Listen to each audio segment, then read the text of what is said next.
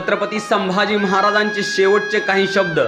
आबासाहेब, तुम्ही आबाळाच्या डोळ्यातून पाहत असाल मला, पण मला तुमचं आबाळा एवढं रूप पाहायला डोळेच राहिले नाही. तो आग्र्याहून येत असताना तुमचा हात विश्वासाने हातात घेऊन म्हणालो होतो, आमची फिकीर करू नका आबासाहेब, आम्ही सुखरूप गडावरती पोचू. तसा तुम्ही माझा हात विश्वासाने हातात घ्याल का आबासाहेब? पण ते हातही उरले नाहीत आत्ता आबासाहेब. तुम्हाला आबासाहेब अशी साथ घालायला जीभही उरली नाही आबासाहेब.